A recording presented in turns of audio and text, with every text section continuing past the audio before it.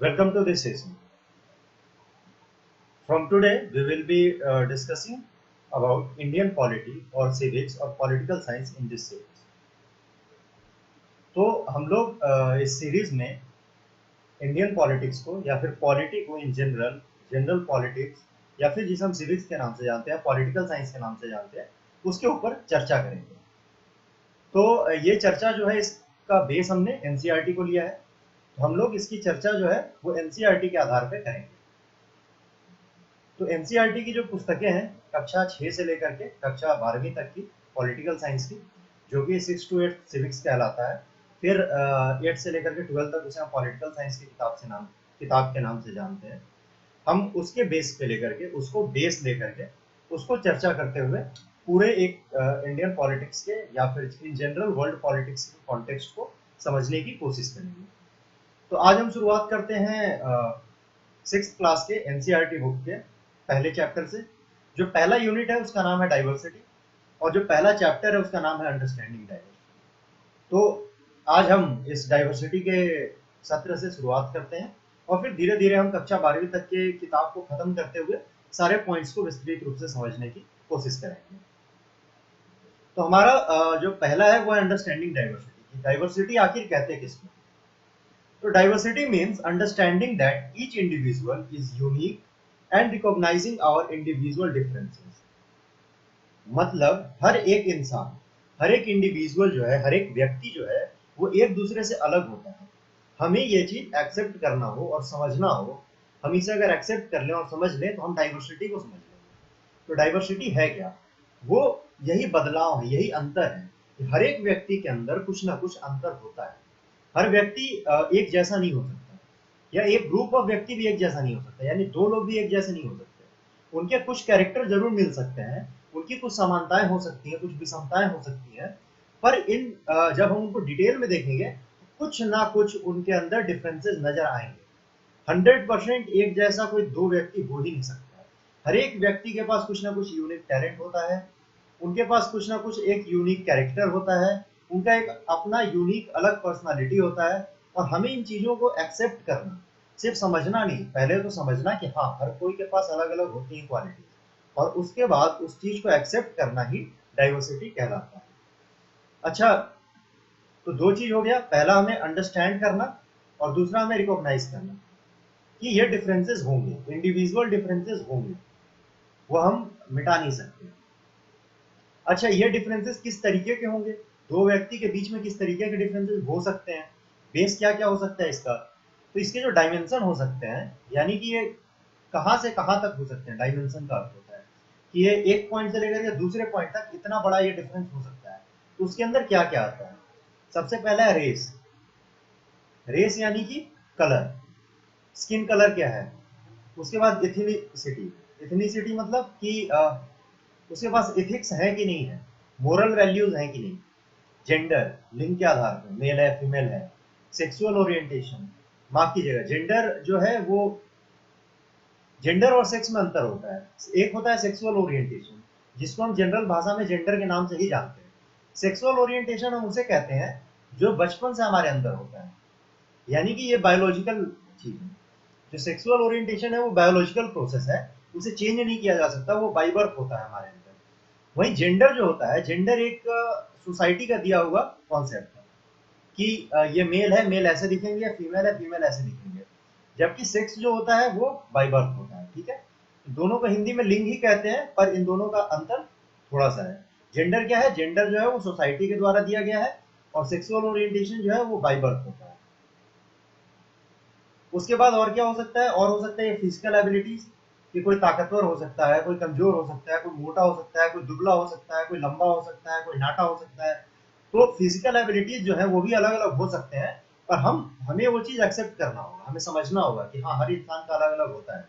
हम छोटे हैं तो हैं, कोई लंबा है तो है। इसी प्रकार और भी डायमेंशन है, हालांकि ये मुख्य डायमेंशन है: race, ethnicity, gender, sex, age और फिजिकल एबिलिटीज। तो ये हो गया डाइवर्सिटी का जनरल एक्सप्लेनेशन। डाइवर्सिटी किसको कहते हैं? कि जो डिफरेंसेस है हमारे अंदर, एक ह्यूमन के दूसरे ह्यूमन से जो डिफरेंसेस होते हैं, उस डिफरेंसेस को समझना और फिर उनको रिकॉग्नाइज करना, ही यानी एक्सेप्ट करना ही डाइवर्सिटी कहलाता है। अब बात करते हैं हम लोग डाइवर्सिटी इन इंडिया के बारे में। तो इंडिया में बहुत ज्यादा डाइवर्स है। India is a country of many diversities. India तो बहुत ही डाइवर्स है, ठीक है। यहाँ तो एक जो पंक्ति हमारे लिए हमेशा ही फेमस रहती है भारत के लिए, वो है अनेकता में एकता। अनेकता में एकता। हालांकि ये हम इस चैप्टर के अंत में पढ़ेंगे, इस सत्र के अंत में इस पे आएंगे, परंतु यहाँ पे हम देख सकते हैं कि हमारे यहाँ अनेकता की बात हमेशा होती है, यानी कि हम एक्सेप्ट करते हैं कि हमारे यहाँ पर डाइवर्सिटी है। अनेकता का अर्थ यही होगा कि एक दूसरे से अलग है, दोनों में कोई कॉन्फ्लिक्ट नहीं है, बस अलग है। आप अपनी जगह सही है, हम अपनी जगह सही है। ये आपका तरीका है, ये मेरा तरीका है। ये आपका बॉडी फिगर है, ये मेरा बॉडी फिगर है। ये आपका जेंडर है, ये मेरा जेंडर है। तो इसको डाइवर्सिटी कहते हैं। भारत जो है वो अनेकताओं का देश है, बहुत सारी डाइवर्सिटीज है यहाँ पे।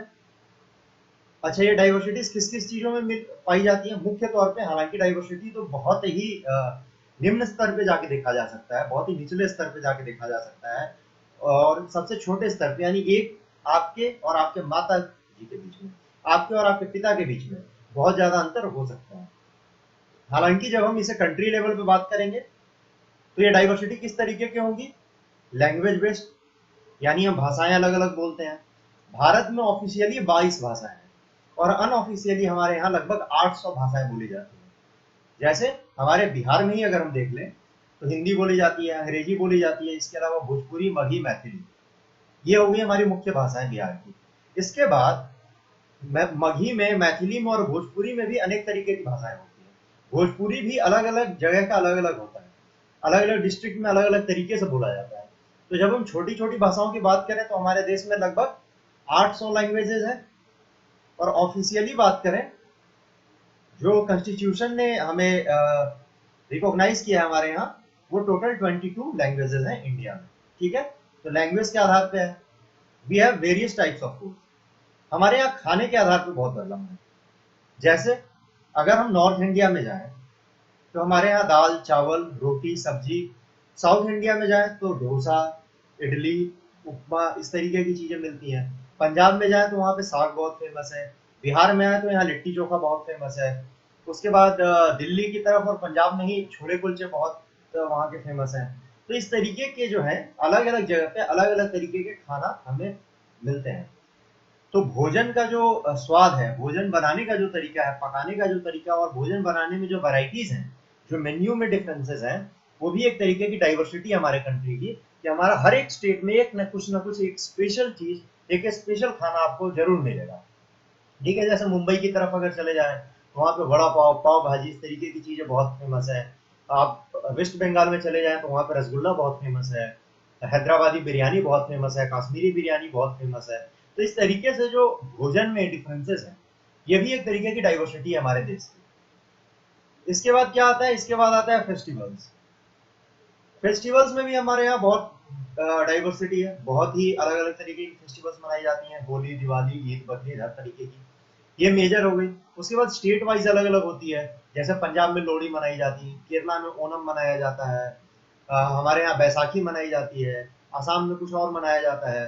तो जैसे फसल कटने के ही ये सभी त्योहार हैं, ओणम हो गया, बैसाखी हो गई और ये लोहड़ी हो गए, पर ये अलग अलग राज्यों में अलग अलग तरीके से और अलग अलग नाम से मनाए जाते हैं।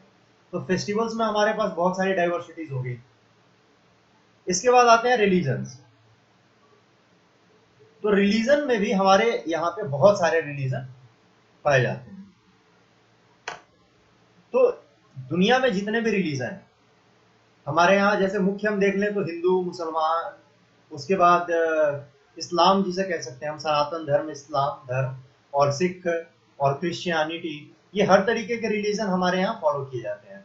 हमारे यहाँ जैन धर्म भी पाया जाता है, हमारे यहाँ बौद्ध धर्म के भी लोग हैं, इसके अलावा हमारे यहाँ जूस भी हैं। तो हमारे यहाँ पर हर तरीके के लोग मिलेंगे आपको, हर रिलीजन के फॉलो करने वाले लोग मिलते हैं। तो इस दुनिया में जितने भी रिलीजन हैं हमारे देश में, हर एक रिलीजन का कम से कम एक व्यक्ति तो जरूर मिलेगा। तो ये है हमारे देश की डाइवर्सिटी, ये है हमारे देश की खूबसूरती। इसके बाद है perform different kind of work, यानी कि काम के आधार पे भी हम लोगों के यहाँ डाइवर्सिटी हम लोग दिखा सकते हैं। काम के आधार पे कैसे?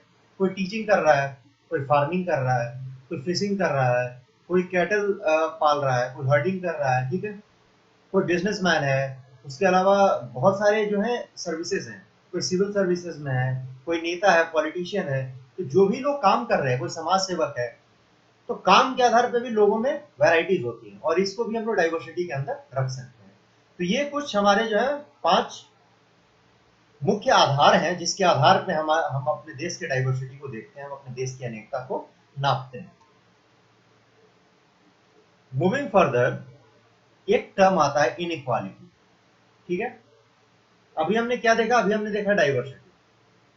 तो दो लोगों के बीच में अगर अंतर है तो वो डाइवर्सिटी होता है, पर अगर वो अंतर किसी एक को नीचा दिखा रहा है तो उसे हम इनइक्वालिटी बोलते हैं। जैसे अमीरी और गरीबी, एक इंसान रिच है और एक इंसान पुअर है, दोनों के बीच में अंतर है। अमीर आदमी के पास बहुत पैसा होगा, वो अच्छे कपड़े पहन रहा होगा, वो बड़ी गाड़ी में घूम रहा होगा। गरीब आदमी फटे पुराने कपड़े पहन रहा होगा, उसे ढंग से खाने को नहीं मिला होगा, वो खाने के लिए तरस रहा होगा, काम के लिए तरस रहा होगा। इन दोनों के बीच में डिफरेंस तो है, पर क्या हम इस डिफरेंस को डाइवर्सिटी के नाम से जानेंगे? क्योंकि अभी अभी हमने पढ़ा कि दो इंडिविजुअल या दो ग्रुप के बीच में जब डिफरेंसेस होते हैं, जब अलगाव होते हैं, जब अनेकताएं होती हैं, तो उसे हम डाइवर्सिटी के नाम से जानते हैं। पर क्या ये डाइवर्सिटी होगी जब एक आदमी अमीर है, एक आदमी गरीब है, इसके पास अपॉर्चुनिटीज और रिसोर्सेज बहुत ज्यादा हैं कि हर रिसोर्सेज का इस्तेमाल कर रहा है, और एक गरीब आदमी जो है वो रिसोर्सेज नहीं इस्तेमाल कर रहा है, इसके पास कमी है, इसके बच्चे स्कूल नहीं जा पा रहे हैं, इसके घर दोनों टाइम चूल्हा नहीं जल पा रहा, खाने को नहीं है। क्या ये डाइवर्सिटी है? तो ये डाइवर्सिटी नहीं है, इसे हम इनइक्वालिटी के नाम से जानते हैं, ठीक है। क्योंकि यहाँ पे दोनों के बीच में अलगाव तो है ही, पर अलगाव के साथ साथ नाइंसाफी भी हो रही है पूरा के साथ। अमीर आदमी जो है रिसोर्सेज का इस्तेमाल जो है जरूरत से ज्यादा कर रहा है, कि जहाँ पानी की कमी है, अमीर आदमी तो अपना बोरवेल लगा करके और पानी बहाया जा रहा है, पर एक गरीब आदमी बेचारा एक बाल्टी पानी के लिए तरस रहा है, उसको हफ्ते भर में एक बाल्टी पानी मिल रही। तो इस तरीके की चीजें जो होती हैं उसको हम लोग इनइक्वालिटी के नाम से जानते हैं। तो एक बार डेफिनेशन देख लेते हैं। Inequality come about when a person does not have the resources and opportunities that are available to other person। यानी कि जब एक इंसान के पास अपॉर्चुनिटीज खत्म हो जाए और रिसोर्सेज खत्म हो जाए जो कि बाकी लोगों के पास उपलब्ध है, तो वो इनइक्वालिटी होता है।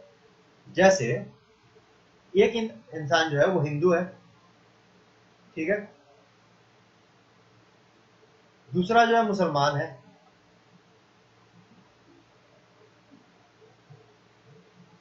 ठीक है। अब इन दोनों के बीच में डिफरेंसेस होंगे, ये मंदिर जाएगा, ये मस्जिद जाएगा, ये भगवत गीता पढ़ेगा, ये कुरान पढ़ेगा, ठीक है। खाने पीने में भी अंतर हो सकते हैं, पहनावे में भी अंतर हो सकते हैं, ठीक है। पर क्या रिसोर्सेज में अंतर है दोनों के बीच में? रिलीजन में जब डिफरेंस होगा तो वहां पर रिसोर्सेज की कमी नहीं होगी, क्योंकि हिंदू का बच्चा जहां स्कूल जिस स्कूल में जाएगा उसी स्कूल में मुसलमान का भी बच्चा जा सकता है, जिस सड़क पे ये चलेगा उसी सड़क पे ये भी चलेगा, ठीक है। संस्थान दोनों के अलग अलग होंगे, मंदिर जा सकते हैं, मस्जिद जा सकता है, पर अपॉर्चुनिटीज इनके पास बराबर है, स्कूल सेम होंगे, स्कूल इनके सेम होंगे, हॉस्पिटल सेम होगा, और क्या सेम हो सकता है, रोड सेम होंगे, ट्रांसपोर्ट सिस्टम सेम होगा। तो ये सारे जो फैसिलिटीज हैं, ये जो रिसोर्सेज हैं, ये जो अपॉर्चुनिटीज हैं, ये दोनों को बराबर मिलेंगे, गवर्नमेंट जॉब इनको बराबर मिलेगा, ठीक है। तो ये सारे जो चीजें, ये रिसोर्सेज और अपॉर्चुनिटीज कहलाते हैं। अगर ये चीजें इनको बराबर रूप में मिल रही हैं तो फिर यहाँ पर क्या होगा? डाइवर्सिटी होगा, यहाँ पर इनइक्वालिटी नहीं होगा, ठीक है। वहीं दूसरी ओर जब हम देखते हैं अमीरी गरीबी की हम लोग बात करें, तो एक आदमी अमीर है, एक आदमी गरीब है। अब देखिए, एक रिच है, दूसरा पुअर है। रिच अमीर आदमी और ये गरीब आदमी, ठीक है। स्कूल, अमीर आदमी का बच्चा कहाँ जाएगा? प्राइवेट स्कूल, मतलब बेहतर पढ़ाई, ज्यादा पैसा। गरीब आदमी का कहाँ जाएगा? या तो स्कूल जाएगा ही नहीं क्योंकि इतना गरीब है, और अगर जाएगा तो कहाँ जाएगा? पब्लिक स्कूल जाएगा, या फिर गवर्नमेंट स्कूल जिसे हम कहते हैं। गवर्नमेंट स्कूल की स्थिति ठीक नहीं है, ये कम पढ़ पाएगा, इसके पास कम रिसोर्सेज हो गए, अपॉर्चुनिटीज कम होगी, इसके पास ज्यादा है, ठीक है, इसके पास किताबें होंगी, books available, scarcity of book. गरीब आदमी के पास कहाँ से रहेगा, खाने को पैसे नहीं है, वो किताबें कहाँ से लेकर के आएगा, ठीक है। हॉस्पिटल, ये जाएगा प्राइवेट हॉस्पिटल, प्राइवेट हॉस्पिटल में बेहतर इलाज कराएगा। ये या तो जाएगा नहीं, या तो कहाँ जाएगा, गवर्नमेंट हॉस्पिटल।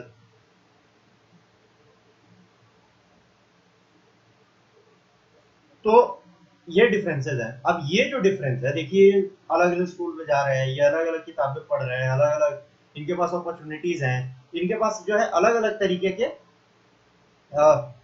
अवेलेबल्स हैं क्या, रिसोर्सेज। तो ये क्या हो जाएगा, ये इनइक्वालिटी हो जाएगा। कैसे इनइक्वालिटी हो जाएगा, क्योंकि ये क्या कर रहा है, ये इन दोनों के बीच में डिफरेंस पैदा कर रहा है, जो कि डिफरेंस केवल डाइवर्सिटी नहीं कहला सकता। ये अपॉर्चुनिटीज को कम कर रहा है, ये रिसोर्सेज में डिफरेंसेस डाल रहा है, केवल रहन सहन खान पान में डिफरेंस नहीं है, ठीक है। तो इसको हम लोग इनइक्वालिटी के नाम से जानेंगे। अब इनइक्वालिटी को दूर कैसे किया जाता है, इसके बारे में हम आगे चर्चा करेंगे। तो हमने देखा कि अमीर गरीब में जो डिफरेंसेस है वो इनइक्वालिटी होता है। रिसोर्सेज अगर नहीं है तो, अभी हमने देखा किस तरीके से, अपॉर्चुनिटी नहीं है तो, ठीक है। रिसोर्सेज कैसे नहीं है, अब अमीर का जो बच्चा है वो तो अच्छा खाना खाएगा, गरीब के पास खाने को नहीं है, उसका बच्चा पढ़ेगा कैसे अगर सरकारी स्कूल भी जा रहा है तो अपॉर्चुनिटी और रिसोर्सेज की जहां कमी हो जाए वहां पे इनइक्वालिटी होना कंफर्म है, तय है। अच्छा, ये इनइक्वालिटी का जो सबसे बड़ा रीजन है हमारे देश में, वो है कास्ट सिस्टम। सबसे ज्यादा कास्ट सिस्टम के बेसिस पे होता है हमारे यहाँ इनइक्वालिटी। कास्ट सिस्टम जो है हमारा एक लैडर सिस्टम पे चलता है, लैडर सिस्टम पे चलता है, यानी कि वन कास्ट इज अबव और lower of the other caste. यानी कि एक जो कास्ट होगा वो हमेशा दूसरे से ऊपर या नीचे होगा। जैसे सबसे ऊपर हम लोग ब्राह्मण्स को देखते हैं, उसके बाद आते हैं क्षत्रिय, उसके बाद आते हैं वैश्य, और फिर आते हैं शूद्र। और शूद्रास को अनटचेबल्स कह दिया जाता है, इनको अनटचेबल्स कह दिया जाता है, इनको राइट्स नहीं दिए जाते हैं, इनको गांव में घुसने नहीं दिया जाता, इनको एक कुएं से पानी नहीं पीने दिया जाता था। आजकल तो खैर किसी को अनटचेबल कहना या अनटचेबिलिटी को फॉलो करना एक कानूनन जुर्म है और इसके लिए सजा मिल सकता है, पर एक समय पे बहुत सारे अत्याचार हुए, आज भी इनको बराबरी नहीं मिल पाई है, तो इसमें एक दूसरे के ऊपर नीचे है। अच्छा, ये तो हो गए, इसके अंदर फिर सब उप ग्रुप्स होते हैं, एक कास्ट के अंदर फिर सब ग्रुप्स होते हैं, फिर उसमें वो ऊपर नीचे होते हैं, यहां तक कि अनटचेबल्स में भी अंदर जाकर के फिर बहुत सारे सब ग्रुप्स हमें देखने को मिलते हैं और वो एक दूसरे से ऊपर नीचे होते हैं। तो ये जो ऊपर नीचे का खेल है ना, यही इनइक्वालिटी पैदा करता है कि हम आपसे सुपीरियर हैं और आप हमसे इंफीरियर हैं, या आप हमसे सुपीरियर हैं, हम आपसे इंफीरियर हैं। जो ये भावना है ना, इसी भावना के चलते जो है इनइक्वालिटी पैदा होती है। तो कास्ट सिस्टम जो है वो हमारे यहाँ का सबसे बड़ा रीजन है किस चीज का, इनइक्वालिटी का। इसके बारे में हम आगे भी पढ़ेंगे। अभी बढ़ते हैं हम लोग कॉजेज ऑफ डाइवर्सिटी, कि ये जो डाइवर्सिटी है इसके कारण क्या है। इनइक्वालिटी के कॉजेज नहीं, इनइक्वालिटी का कॉज कास्ट सिस्टम ही है, एक जो है सबसे बड़ा। उसके बाद हमारा सोच है, हमारी जो संकीर्ण सोच है, जो हम खुल के नहीं सोच पाते वो। तो इनइक्वालिटी के बारे में हम आगे चर्चा करेंगे आगे के चैप्टर्स में फिर से। फिलहाल हम वापस आते हैं डाइवर्सिटी के ऊपर। तो ये जो डाइवर्सिटी है हमारे देश में, हमारे इंडिया में जितनी डाइवर्सिटी जो है, अभी हमने पढ़ा खाने के आधार पे, लैंग्वेज के आधार पे, उसके बाद फेस्टिवल के आधार पे, साथ ही साथ रिलीजन और काइंड ऑफ वर्क के आधार पे। तो ये सारी डाइवर्सिटीज का जो कारण है, मुख्य कारण क्या क्या है, तो सबसे बड़ा कारण है हिस्ट्री, यूनिक हिस्ट्री और कल्चरल मिक्सेस। ठीक है, हिस्ट्री में जो भी चीजें हुई, जैसे बाहर से हमारे यहाँ बहुत से लोग हैं, आर्यंस आए, मुगल्स आए, और भी बहुत सारे लोग आए जो बाहर से आके हमारे देश में बसे, अंग्रेज आए, इसके बाद ब्रिटिशर्स आए, यूरोप कंट्री से बहुत लोग आए थे, यूरोपियंस आए थे ढेर सारे। तो ये जब ये लोग आके हमारे यहाँ बसते हैं, तो ये अपने साथ क्या लेके आते हैं? अपनी लैंग्वेज लेके आते हैं, अपना कल्चर लेके आते हैं, अपने लोग तो आते ही हैं। तो ये जो लैंग्वेज और कल्चर है हमारे यहाँ जब बसेगी, एक तो यूनिक हिस्ट्री हो गई कि हमारे यहाँ पे बहुत से लोग बाहर से आए हुए हैं और आके यहाँ पे बसे हैं, यहाँ पे उन्होंने अपना जीवन बसर कर लिया। दूसरा, जब वो आए तो अपने साथ क्या लेकर आए? वो लैंग्वेज लेके आए, वो कल्चर लेके आए, ठीक है, वो पहनावा लेके आए, वो डांस फॉर्म्स लेके आए, वो आर्ट लेके आए, ठीक है, उसके बाद वो क्लोथिंग्स लेकर के आए, वो बहुत सारी चीजें जो है एडुकेशन लेकर के आए, अपने यहाँ से बहुत सारी चीजें वो लेकर के आए। अच्छा, जब यहाँ आए तो यहाँ पर भी लैंग्वेज थी, यहाँ भी एक कल्चर था, यहाँ भी आर्ट था, यहाँ भी क्लोथिंग थी, यहाँ भी एडुकेशन था। अब दोनों के बीच में डिफरेंस पैदा हो गया। उस डिफरेंस के साथ साथ जो एक तीसरा ग्राउंड निकला, जैसे कि मान लीजिए वो जहां से आए हैं वो उस हिसाब की क्लोथिंग लेके आए होंगे। अगर वो पहाड़ी इलाके से आ रहे हैं तो वो ठंडी, मान लीजिए वो ठंडी जगह से आ रहे थे तो गर्म कपड़े लेके आए होंगे, पर जब यहाँ आए तो वो थोड़े से गर्म मौसम में आए तो उनको अब यहाँ का पहनावा अपनाना पड़ा।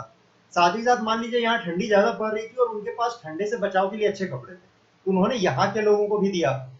तो इस तरीके से क्या हुआ कि कल्चरल मिक्स हुआ, लैंग्वेज का भी मिक्स होगा, क्योंकि वो जो भाषा बोलते हैं यहाँ के तो लोग नहीं समझेंगे और यहाँ जो बोलते हैं लोग वो नहीं समझेंगे। तो फिर क्या होगा, एक बीच की भाषा निकाली जाएगी। जैसे एक ऐसी ही लैंग्वेज है उर्दू। हालांकि उर्दू का जन्म जो है वो बहुत बाद में हुआ है, 1000 ईस्वी के बाद हुआ है, पर उर्दू शब्द जो है वो ऐसे ही पैदा हुआ है। माफ कीजिएगा, उर्दू भाषा जो है, उर्दू भाषा हमारे दिल्ली में पैदा हुआ है, भारत के दिल में, हिंदुस्तान के दिल में। क्यों पैदा हुआ? क्योंकि उस समय जो लोग यहाँ रूल कर रहे थे, जो लोग यहाँ राज कर रहे थे, उनकी भाषा कौन सी थी? पर्शियन थी। जो ऑफिशियल लैंग्वेज था, कोर्ट लैंग्वेज था, वो क्या था?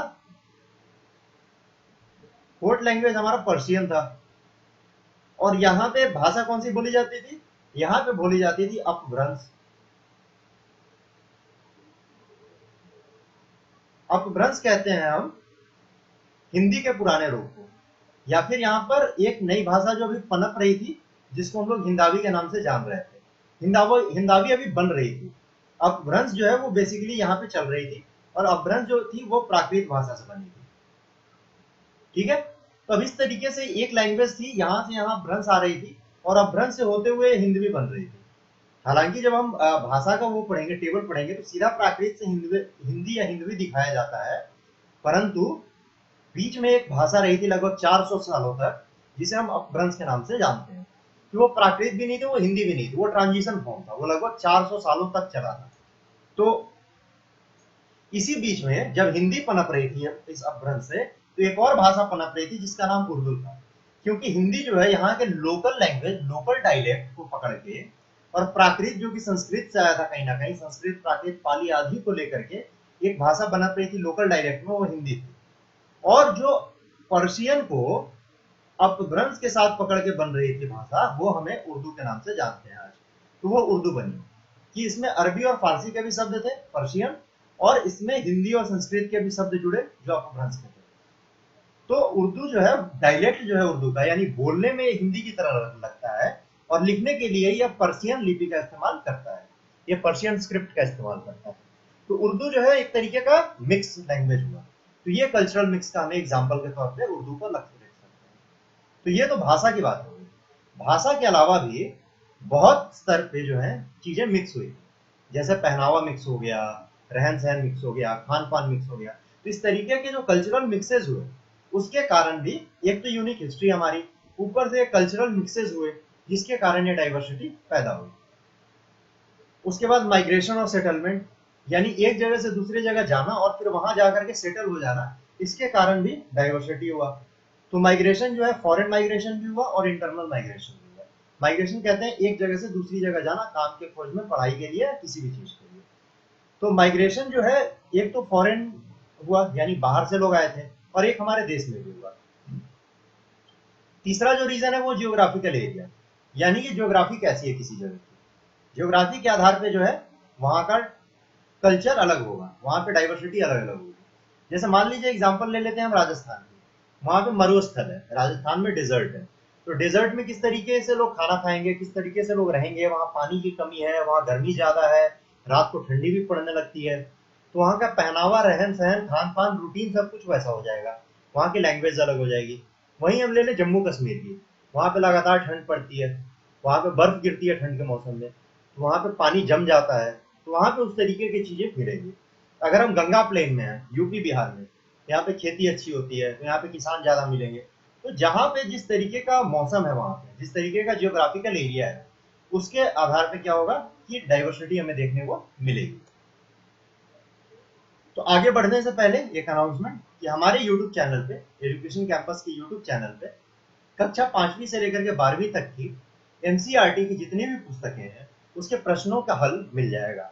वो हल जो है हमारे ट्यूटर्स के द्वारा बिल्कुल 100% क्वेश्चन को सॉल्व करके और अच्छे से एक्सप्लेन करके आसान भाषा में अपलोड किया जा रहा है, जिसे आप जाकर के एक्सेस कर सकते हैं। इसके लिए आपको करना क्या होगा, हमारे चैनल पे जाना होगा, वहां जाकर के आपको सर्च करना होगा और सब्सक्राइब करना होगा यूट्यूब पे, और उसके बाद आप प्लेलिस्ट में जाकर के सर्च कर सकते हैं एनसीईआरटी सॉल्यूशन प्लेलिस्ट, और वहां फिर आप एक्सेस कर सकते हैं इस solution. Thank you so much.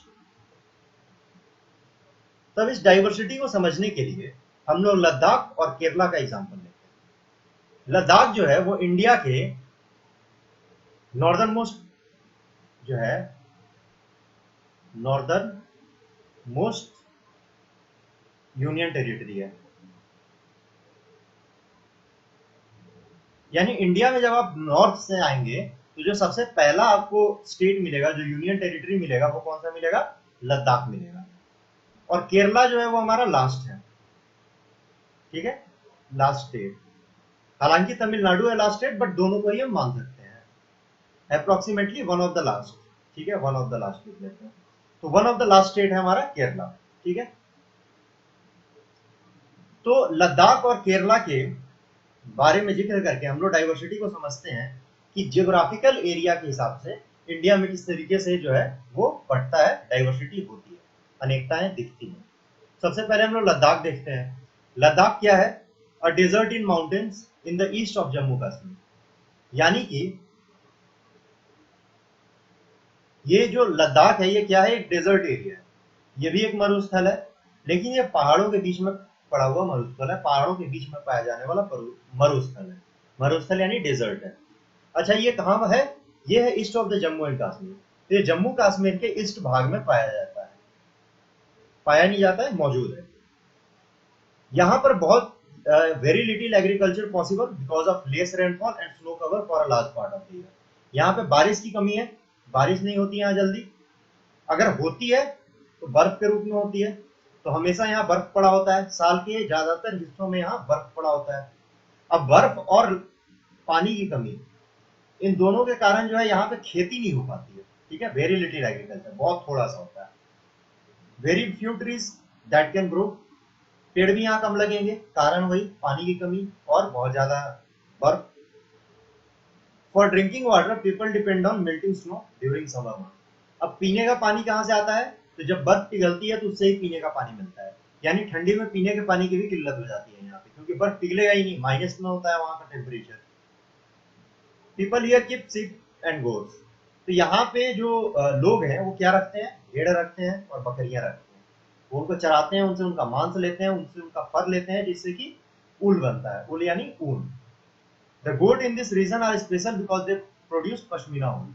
हाँ, तो बकरियां जो है यहाँ की बहुत फेमस है, क्योंकि ये एक स्पेशल तरीके का वूल देती हैं, एक स्पेशल तरीके का ऊन देती हैं, जिसका नाम है पश्मीना। तो पश्मीना वूल देती हैं ये। पश्मीना शॉल सुना होगा आपने, बहुत फेमस शॉल्स होते हैं। This wool is priced and pashmina shawls cost a lot of money. यानी ये जो वूल है ये बहुत महंगा मिलता है। अब जब वूल ही महंगा मिल रहा है तो ऑब्वियस सी बात है कि जो पश्मीना शॉल है वो भी बहुत ज्यादा महंगा मिलता है।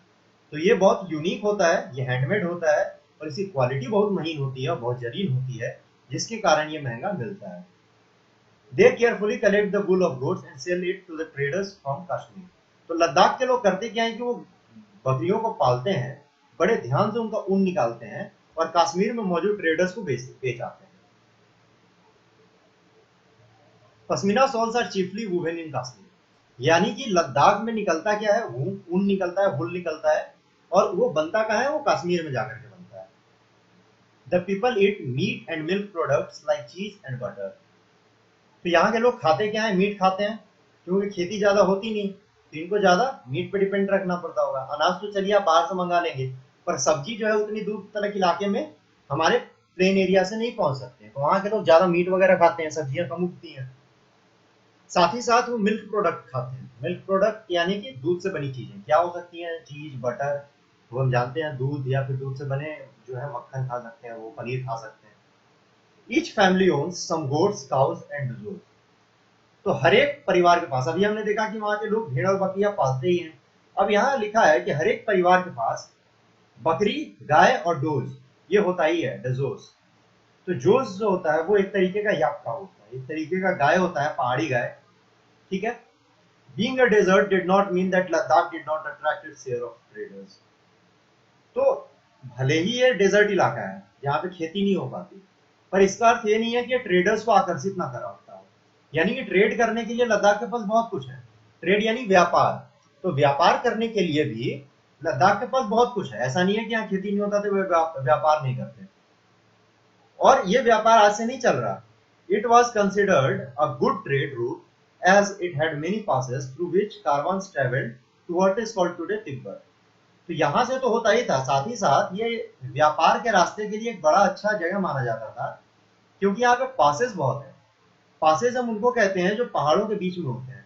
जैसे पहाड़ की श्रृंखलाएं कुछ ऐसी होती हैं जिनको कि आप चढ़ करके पार नहीं कर सकते, तो इन पहाड़ों के बीच से जो है एक रास्ता निकलता है ऐसे समतल भूमि की तरह, और उस रास्ते को हम लोग पास के नाम से जानते हैं, जिससे आराम से रास्ता काट के बनाया जा सकता है और वहां से आया जाया जा सकता है। तो लद्दाख में जो है बहुत सारे पासेस हैं, और इन पासेस की मदद से जो है लोग ट्रेड करते थे। कहाँ ट्रेड करते थे इन पासेस की मदद से? तो वो तिब्बत में जाकर के ट्रेड करते थे, जिसको आज हम लोग तिब्बत के नाम से जानते हैं। तो तिब्बत जाने के लिए यहाँ से बहुत सारे पासेस थे और रास्ते थे। This कारवांस carried textile and spices, raw silk and carpet. तो ये जो कारवां जाता था, कारवां किसे कहते थे हम?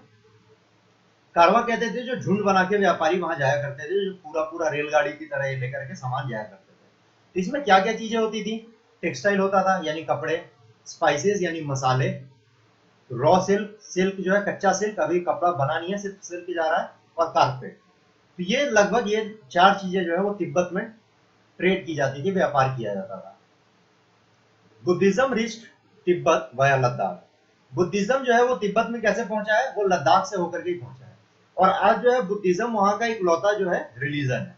बुद्धिज्म सबसे ज्यादा तिब्बत में बढ़ता है, और पर वो वहां पे पैदा नहीं हुआ, पैदा वो हिंदुस्तान में हुआ था। और लद्दाख के रास्ते जो है बुद्धिज्म का जो थॉट है, बुद्धिज्म का जो पूरा कॉन्सेप्ट है, वो तिब्बत में कैसे पहुंचा है? वो लद्दाख के रास्ते पहुंचा है। Islam was introduced in this region more than 400 years ago, and there is a significant Muslim population here. तो अभी तो हमने देखा कि तिब्बत में कैसे पहुंचा है बुद्धिज्म, लद्दाख से होकर पहुंचा है, ठीक है। तो लद्दाख से होकर पहुंचा है का मतलब क्या है? लद्दाख में भी बुद्धिज्म रहा होगा, तभी वहां से आगे बढ़ा है बुद्धिज्म। तो लद्दाख में भी हमें बुद्धिज्म मिलेगा, और इसी कारण हम लोग लद्दाख को लिटिल तिब्बत के नाम से भी जानते हैं, छोटा तिब्बत। इसके अलावा लद्दाख में बुद्धिज्म तो है ही, इसके अलावा जो है वहां पे मुसलमानों की संख्या काफी अधिक है, काफी है। यहाँ पे इस्लाम धर्म जो है वो लगभग 400 साल पहले, 400 ईयर्स अगो यहाँ पर इस्लाम धर्म अपनाया गया था। यहाँ पे इस्लाम धर्म आया था। जिस तरीके से तिब्बत में बुद्धिज्म गया, उसी तरीके से इस्लाम जो है लद्दाख में लगभग 400 वर्ष पहले आया था। Ladakh has a very rich oral tradition of songs and poems. Oral tradition का मतलब यहाँ पर बहुत सारे गाने गाए जाते हैं और कविताएं लिखी जाती हैं और गाया जाता है। यानी लिखित फॉर्म में हमें नहीं मिलता उतना, किताबें नहीं बनाई गई हैं। यहाँ के जो भी रहे हैं कवि या फिर गीतकार, उन्होंने किताबें नहीं बनाई हैं, बल्कि ये कल्चर में है। तो जो ओरल ट्रेडिशन है इसको हम लोग हिंदी में लोकगीत के नाम से जानते हैं। ये हर स्टेट में होता है, हर इलाके का अपना अलग अलग होता है। भोजपुरी में भी है, मगही में भी है, मैथिली में भी है, मराठी में भी है, पंजाबी में भी है, हर जगह। पर लद्दाख का ये ट्रेडिशन जो है बहुत रिच है, यानी कहीं पे ज्यादा होता है, कहीं पे कम होता है, और लद्दाख का ये आज तक जिंदा है और बहुत बड़ा है इसका जो एरिया है। एरिया किसका? ओरल ट्रेडिशन का एरिया। उसके बाद local version of Tibetan national epic the Kesar saga are performed and sung by both Muslim and Buddhist. तो तिब्बत का एक नेशनल एपिक है। एपिक किसको कहते हैं? एपिक कहते हैं महाग्रंथ। जैसे हिंदुइज्म का जो महाग्रंथ है वो कौन कौन सा है? वो हमारा गीता हो गया, रामायण हो गया, महाभारत हो गया। तो ये हमारे एपिक है। तो तिब्बत का एक एपिक है जिसका नाम है केसर सागा। तो केसर सागा जो है यहाँ पर परफॉर्म किया जाता है, यानी इसको गाया जाता है और साथ ही साथ परफॉर्म किया जाता है एक नाटक के रूप में, एक गाने के रूप में। ठीक है। अच्छा, ये किसके द्वारा प्रस्तुत किया जाता है? तो सबसे अच्छी बात यह है, इसकी सबसे खूबसूरत बात यह है कि ये मुस्लिम और बुद्धिस्ट दोनों के द्वारा ही गाया और इसको एंजॉय किया जाता है, सेलिब्रेट किया जाता है। मूविंग फर्दर, अब हम लोग केरला का एग्जांपल ले लेते हैं। केरला जो हमारा north west corner of India है, यानी माफ कीजिएगा साउथ वेस्ट कॉर्नर, यानी कि सबसे नीचे। अगर ये हम इंडिया के नीचे का शेप देख लें तो यहाँ पर जो है ये केरला पाया जाता है। ठीक है। तो ये क्या हो गया? साउथ और वेस्ट साइड। ठीक। It is surrounded by sea on one side and hills on the other. तो जो केरला है, ये अभी हमने देखा कि इंडिया का मैप कुछ इस तरीके का जाएगा। तो केरला जो है, एक साइड इसके क्या है? अरेबियन सी है, नीचे इंडियन ओशन है, और दूसरी साइड में इसके पहाड़ियां हैं, जहां पे कि अक्सर क्या लैंडस्लाइड वगैरह आते रहते हैं। जो केरल में भी लैंडस्लाइड आया, वो लैंडस्लाइड इन्हीं पहाड़ियों में आया था, जो कि इसके दूसरी साइड में, सी के ऑपोजिट साइड पे। तो इसके वेस्ट साइड पे क्या है? सी, और ईस्ट साइड पे क्या है? Hills. Number of spices like pepper, cloves and cardamoms are grown on the hills. यानी काली मिर्च और हल्दी जैसे जो यहाँ पे मसाले हैं, बहुत बड़े पैमाने पे उगाए जाते हैं। कहाँ उगाए जाते हैं? ये पहाड़ियों में उगाए जाते हैं। जो केरला की पहाड़ियां हैं उनमें उगाए जाते हैं। It is spices that make this region an attractive place for traders. तो व्यापारियों के लिए ये बड़ा ही आकर्षक जगह था, व्यापारियों पे बड़ा अट्रैक्ट करता था। क्यों करता था? अपने स्पीसीज, स्पाइसेस के कारण। स्पीसीज माफ कीजिएगा, नहीं स्पाइसेस, यानी मसालों के कारण। तो यहाँ पे जो मसालों की वेराइटीज थी, उसके कारण ही ये ट्रेडर्स को अपने यहाँ पर आकर्षित किया करता था। ट्रेडर्स जो है यहाँ पर आने के लिए उत्सुक रहते थे। ट्रेडर्स जो है यहाँ पर आना चाहते थे, यहाँ पर आकर के व्यापार करना चाहते थे। Jews and Arab traders were the first to come here. यानी जो जूइस हैं, पुर्तगाल में जो यूरोप में रहने वाले लोग हैं, जिनको जूस के नाम से जानते हैं, जो क्रिश्चियन नहीं है वो, और अरब में रहने वाले जो मुसलमान लोग हैं, वो यहाँ पर सबसे पहले आए थे व्यापार करने के लिए और यहाँ से मसाले लेकर गए थे। The apostle of Christ, Saint Thomas, is believed to have come here nearly 2000 years ago, and he is credited with bringing Christianity to India. तो जो सेंट थॉमस थे, जिनको हम लोग एपोस्टल ऑफ क्राइस्ट के नाम से जानते हैं, यानी उनको हम लोग एपोस्टल ऑफ क्राइस्ट भी कहते हैं, ऐसा माना जाता है, बिलीव किया जाता है कि वो भारत में लगभग 2000 साल पहले आए थे। और आज से 2000 साल पहले वही जो है क्रिश्चियनिटी को इंडिया में लेकर के आए थे। क्योंकि क्रिश्चियनिटी तो यहाँ पैदा हुई नहीं थी, ये बाहर से आई हुई धर्म थी। ये धर्म कौन लेके आया था? ऐसा माना जाता है कि सेंट थॉमस लेके आए थे। और कहाँ लेके आए थे? ये केरला में ही आए थे पहली बार, लगभग 2000 वर्ष पहले। Many Arab traders also came and settle down here. तो अरब से भी बहुत सारे ट्रेडर्स जो हैं वो यहाँ आते हैं और यहीं पे बस जाते हैं केरला में, यहाँ पे व्यापार करने के लिए। उसके बाद एक इबन बतूता नाम का ट्रेवलर हुआ। तो Ibn Battuta, who traveled here a little less than 700 years ago, wrote a travelogue in which he described the life of Muslim and says that they were a highly respected community. तो एक Ibn Battuta नाम के traveller थे, वो घूमते घूमते India आए। कब आए? वो लगभग 700 साल पहले आए, बहुत ज्यादा पुराना नहीं है, लगभग 700 साल पहले आए। और उन्होंने एक ट्रैवलॉग लिखा। ट्रैवलॉग यानी यात्रा वृतांत। ये यात्री थे, यात्रा करते थे और ये यात्रा वृतांत लिखा करते थे कि जहां गए। यात्रा वृतांत किसे कहते हैं, इसे आपको अगर डिटेल में देखना हो तो आप हमारे यूट्यूब चैनल पे जा करके हिंदी व्याकरण प्लेलिस्ट में यात्रा वृतांत को सर्च कर सकते हैं, वहां पर अच्छे से एक्सप्लेन किया गया है। तो ये यात्रा वृतांत लिखते हैं जिसमें ये केरला के बारे में लिख रहे हैं कि यहाँ पर जो मुसलमान हैं वो बहुत ही अच्छे से रहते हैं और उनकी जो कम्युनिटी है वो बहुत ही रेस्पेक्टेड कम्युनिटी है। उसके बाद the Portuguese discovered the sea route to India from Europe when Vasco da Gama landed with his ship here. तो वास्को द गामा नाम का एक पुर्तगीज एक्सप्लोरर था और व्यापारी था, जो कि इंडिया आता है। कैसे आता है? ये सी रूट से आता है। ये समुद्र को पकड़ करके हमारे यहाँ पहुंचता है, समुद्र के रास्ते हमारे यहाँ पहुंचता है। और ये समुद्र का रास्ता कहां से कहां तक का ढूंढता है? इंडिया और यूरोप के बीच का समुद्र का रास्ता यही ढूंढता है। तो इसके आने के बाद जो है धीरे धीरे फिर पोर्टुगीज और ज्यादा संख्या में आने लगे। Because of all the various historical influences, people in Kerala practice different religions such as Judaism, Islam, Christianity, Hinduism and Buddhism. तो ये जितने भी हिस्टोरिकल इन्फ्लुएंसेस हैं यहाँ पे, जिस तरीके के लोग आए, जिस तरीके के लोग यहाँ बसे, जिस तरीके के व्यापारी यहाँ आए, जिस तरीके का व्यापार हुआ यहाँ, उसके आधार पे यहाँ पर अलग अलग रिलीजन फॉलो किया जाता है। वो रिलीजन कौन कौन सा है? जुडाइज्म जो जूस हैं उनके द्वारा, इस्लाम मुसलमानों के द्वारा, क्रिश्चियनिटी क्रिश्चियंस के द्वारा, हिंदुइज्म हिंदू, और बुद्धिज्म जो है बुद्धिस्टों के द्वारा फॉलो किया जाता है यहाँ पे। और यहाँ पे इन हर धर्म के लोग मिलते हैं, इस हर रिलीजन के लोग यहाँ पे मिलते हैं। The fishing nets used here look exactly like the Chinese fishing nets and are called चीना वाला। तो यहाँ पे जो मछली पकड़ने के लिए लोग जालियों का इस्तेमाल करते हैं, जिस जाली का इस्तेमाल करते हैं, वो चाइनीज जाल की तरह लगता है और इसलिए उसको चीना वाला के नाम से हम लोग जानते हैं। Even the utensils used for frying is called चिन्ना चट्टी। तो उन मछलियों को फ्राई करने के लिए जिस बर्तन का इस्तेमाल किया जाता है उसका नाम क्या है? Chinna Chatti. And it is believed that the word Cheen could have come from China. और ये माना जाता है कि जो चीन शब्द है, चीना वाला और चीना चट्टी में, ये चाइना से आया हुआ हो सकता है। हालांकि इस पे अभी डिबेट है। The fertile land and climate are suitable to growing rice and a majority of people here eat rice, fish and vegetable। यहाँ का लैंड जो है वो फर्टाइल है और क्लाइमेट जो है वो सूटेड है किस चीज के? राइस ग्रो करने के। और majority of people here eat rice, fish and vegetable. तो यहाँ पे क्या क्या उगता है? चावल उगता है, धान उगता है। उसके अलावा ये लोग इस कारण ये लोग क्या खाते हैं? राइस खाते हैं, फिश खाते हैं क्योंकि फिशिंग यहाँ पे बहुत ज्यादा है, और थोड़ा बहुत वेजिटेबल्स खाते हैं जो कि बारिश के कारण यहाँ पे उग जाए और मतलब ये लोग उगा पाए।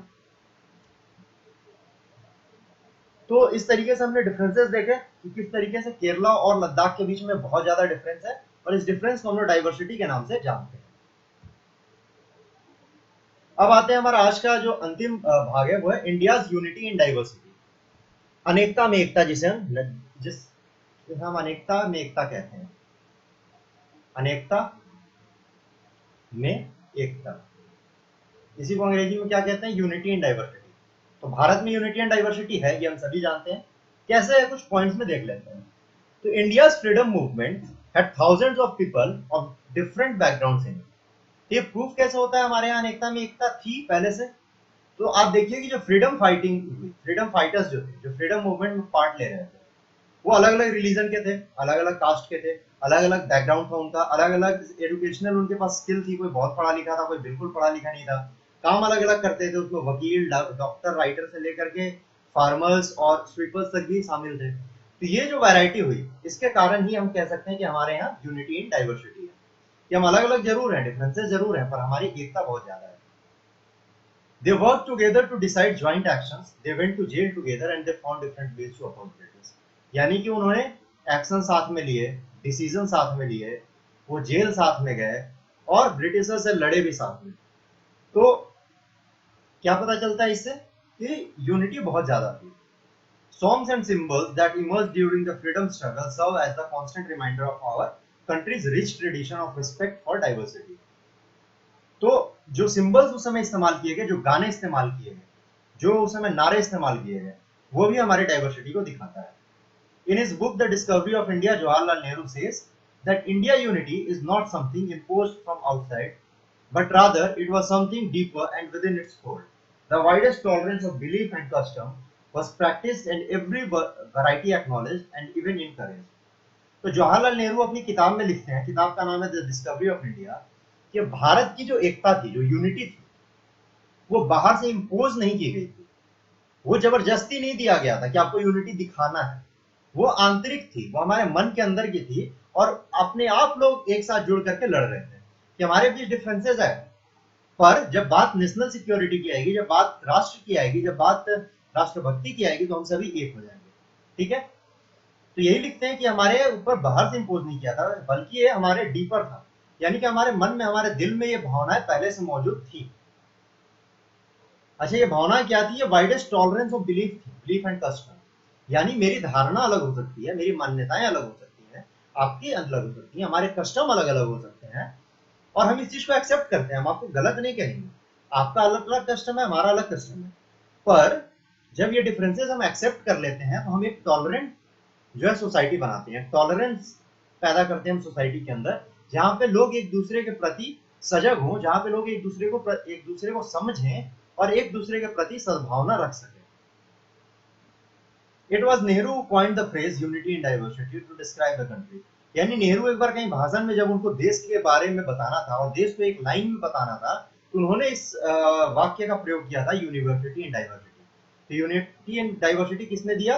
ये पंडित जवाहरलाल नेहरू ने दिया, जो हमारे देश के पहले प्रधानमंत्री भी रहे। इसके अलावा जो हमारा नेशनल फ्लैग और नेशनल एंथम है, ये भी हमारे डाइवर्सिटी को दिखाता है। नेशनल एंथम तो आप पूरा देख ले, जन गण मन अधिनायक जय है, भारत भाग्य विधाता। जब इसमें हम पूरा पढ़ते हैं ना नेशनल एंथम, आप ध्यान से पढ़ें, इसमें सबके बारे में जिक्र किया गया है। द्राविड़ उत्कल बंगा, यानी कि बंगाल से लेकर के साउथ से लेकर के नॉर्थ तक पूरे एरिया को कवर किया जा रहा है। तो इसमें जो है मेल फीमेल एरिया वाइज हर तरीके से एकता को दिखाया जा रहा है।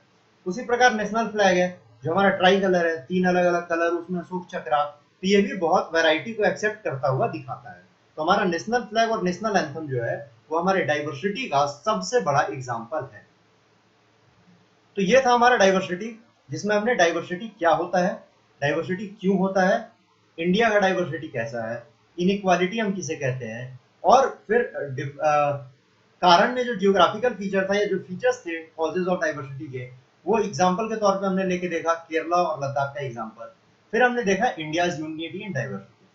तो आज के लिए इतना ही, हम अगले सत्र में दोबारा मिलेंगे। We will meet in next session with a discussion on discrimination and diversity. Till then, have a nice day and thank you so much.